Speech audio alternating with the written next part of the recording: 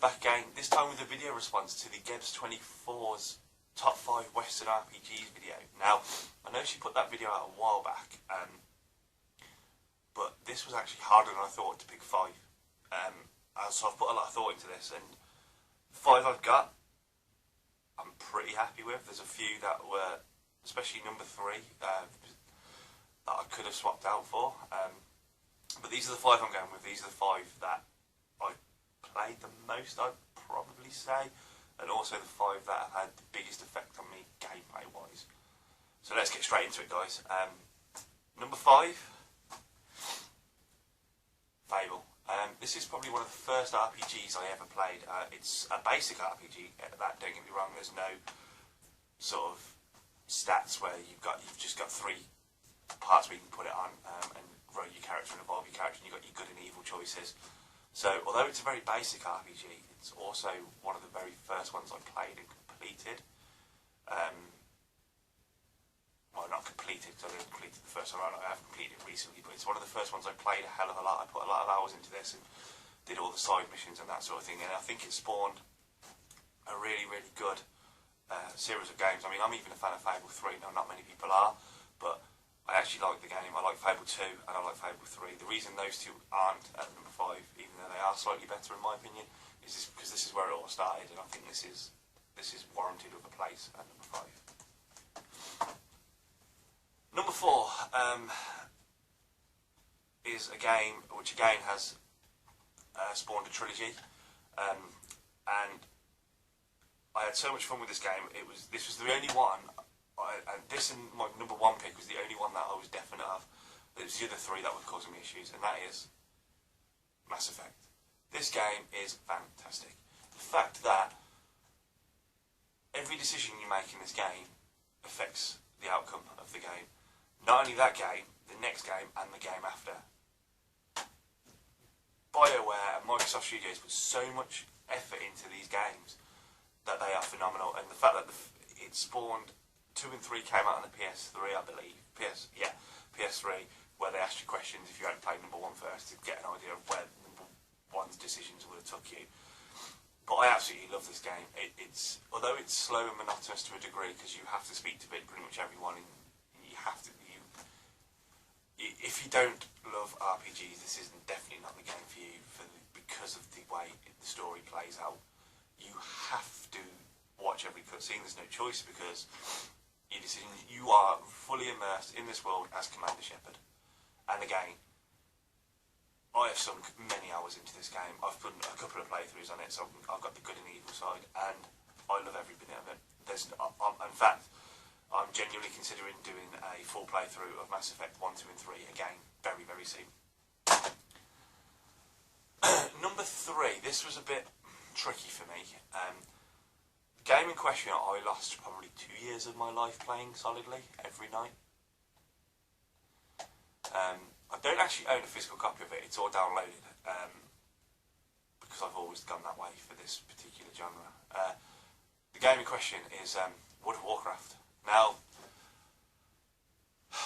what can I say about World of Warcraft? It is one of those games that just keeps you wanting more.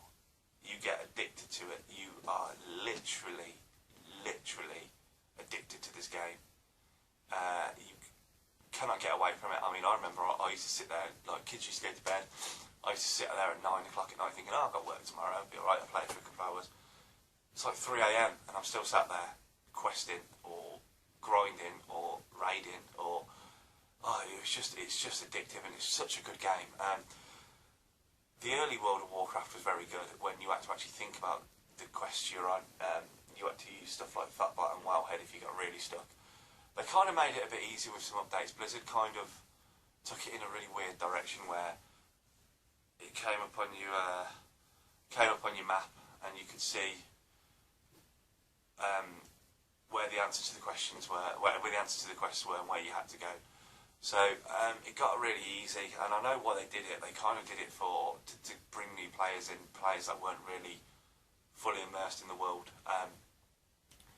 I stopped playing after Mists. Mr. Pandaria was the last one I played of that, the last expansion. I have been tempted by Warlords of Draenor, I'm not going to lie, but at the moment I've stayed away from it. How long that will last, who knows. But yeah, number 3, guys, is World of Warcraft. Number 2, I struggled to decide whether this was an RPG or not, and the only reason I stuck it as an RPG was because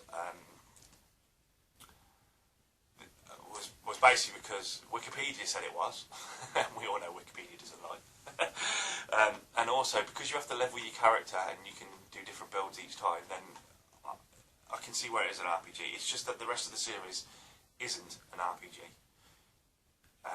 But yeah, I'm going to go with this being an action RPG, and that is Tomb Raider. This is fantastic. When I played this, I was taken aback by the graphics, the gameplay, and the whole new style of play for Lara Croft. The fact that we got to see her, how she evolved from this college student, and you basically turned it into a badass fighting machine. You start off with little to no skills with a bow, little to no skills with a gun, and you have to build your character up and go through it. And there is so much stuff you can do in this game. It's unreal. There's hidden tombs, there's the main storyline, there's collection things that need to be done. The whole game immerses you straight into it, and it makes you want more. I've put a fair few hours into this, I've put a fair few gameplay hours into this, and I've done a fair few gameplays of it, game all the way throughs on it. So yeah, Tomb Raider, guys, is my number 2. So it takes us to the number 1 spot. I don't think there's going to be any surprise here what number 1 is. This game I have ploughed many hours into, and I have never ever beaten it. I've got so far that I start a new character, get so far, start a new character, but I've never once been bored of it. The only reason I've ever started a new character is because I've left it alone for a while, and it's like, oh, I'm going to go back and I'm going to play it from scratch again. That is the epic Skyrim. This, if you haven't played this, you're missing out. It is so immersive, it just makes you want to keep going back for more. I mean, I must have put 150, 200 hours into that game, off and on. I like the fact that you can pick your race, you can pick everything, your gender, how it looks. Then you can go and pick how each of that race plays. It's not limited to one sort of. If you pick for example, if you pick an orc, you don't have to be a warrior, you can be a mage. You can basically tailor your character to how you want to play that game, and every time you play it, it's a damn new, great experience. It is so much fun, and if I put that on, I ain't moving for at least 6 hours. Ain't going to happen. You ain't going to get through to me. So, this is the game that I've picked for number 1, and I think it's worthy at number 1. I played the original Oblivion, and that's what got me into this series. And it's the first Elder Scrolls I've played, and I'm looking forward to Elder Scrolls 6, which I'm hoping they're going to announce at E3. But with Bethesda's new thing being Fallout 4, it may not happen, but we shall see. So yes, that is my top 5 Western RPGs. Like I said, it was a tough list to come up with, to be honest with you. There was a few on there I wanted. Fallout 3 possibly could have made the list, but I didn't really put that many hours into it, although I did like the game. I haven't really played it that much. There were other games out there that possibly could have gone in here. Dragon Age could have gone in here somewhere. I am an RPG fan, and this is why the list took me so long to figure out, because there was just so many good RPGs. I hope she doesn't do a Japanese top 5, a JRPG top 5, because that could take me a year to come up with a list of them. There are so many good JRPGs out there, I wouldn't even know where to start.